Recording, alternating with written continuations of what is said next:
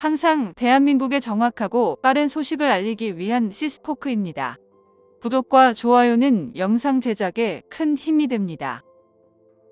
F-21 전투기의 해외 수출을 위한 가장 중요한 스텔스 무장창의 개발 소식이 들려와 군사 관계자들이 환호성을 지르고 있는데요.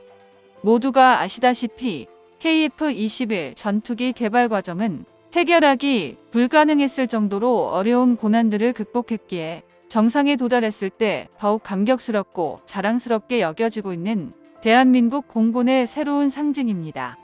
과거 몇몇 고위층과 기자들은 왜 성공하지도 못할 KF-21 전투기를 만들려고 했냐며 미국산 전투기를 사서 쓰면 전혀 문제가 없다고 KF-21 프로젝트를 전적으로 반대한 적이 있었고, 아직까지 인도네시아 공군 조종사들이 한국항공우주산업 카이에서 버젓이 활동하고 있는데요.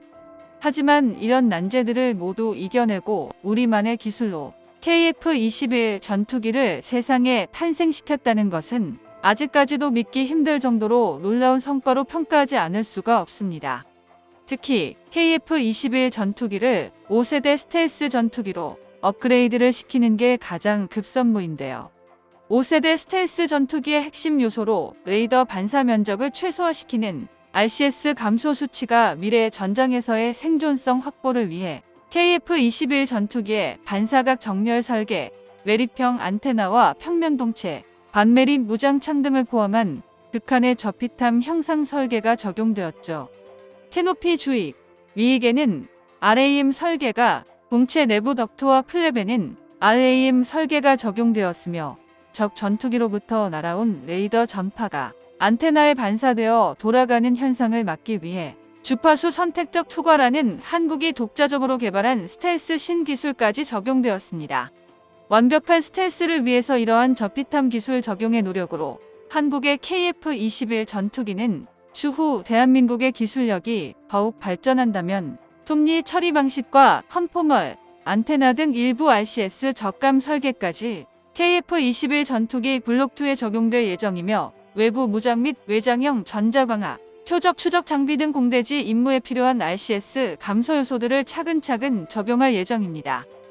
이 중에서도 스텔스 요소에서 가장 중요한 매립형 스텔스 무장창 개발 분야에서는 대한민국 최첨단 제조업 능력의 진정한 잠재력을 제대로 보여줄 것이며 본격적인 스텔스 공대공 작전을 염두에 둔 KF-21 전투기의 성능을 좌지우지할 궁극의 장비로 불립니다.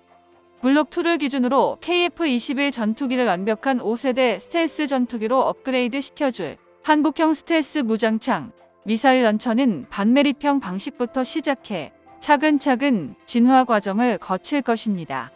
한국형 반매립 무장창은 전통적인 방식의 미사일 런처로 불리며 기존 조종석 및 콕핏과 연결된 파일럿에 달린 레일 방식의 런처의 경우 KF-21 전투기의 라곤 방향대로 정확히 발사되어야 하는 기술력을 보유하는 게 중요합니다.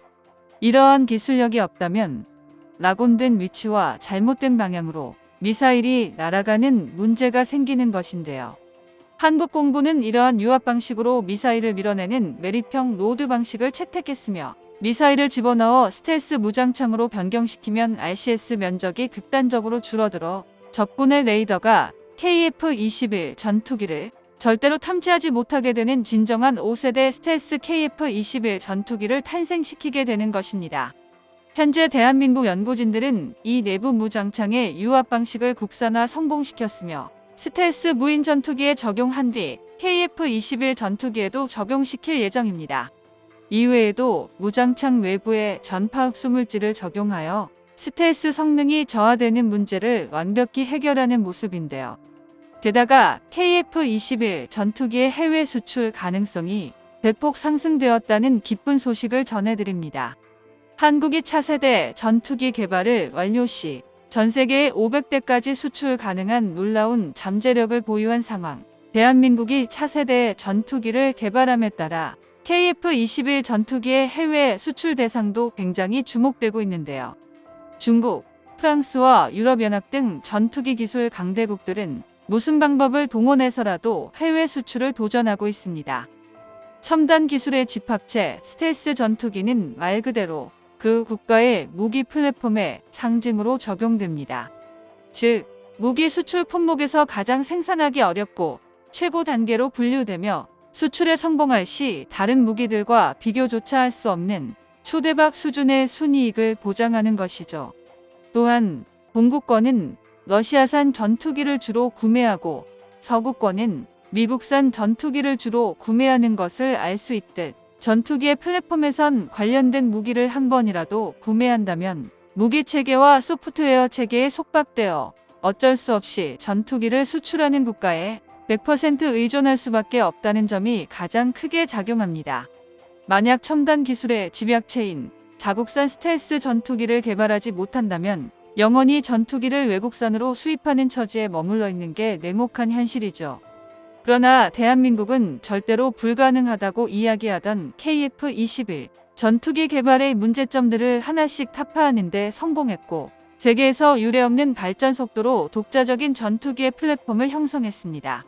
서구권과 동구권 그리고 독자적인 KF-21 전투기 한국산 무기 플랫폼은 2020년대 세계 각지의 최신형 전투기를 개발하거나 완료하는 기종은 KF-21밖에 없으므로 보람의 전투기가 성공적으로 개발되는 순간 전 세계에서 어마어마한 관심을 보일 것은 어떻게 봐도 당연한 사실입니다. 대한민국은 저렴한 가격과 낮은 유지비로 운용할 수 있다는 판매 전략을 추구하는데요. 그러기 위해서 가장 중요한 요소는 바로 가격으로 해외 수출 성공에 가장 중요합니다.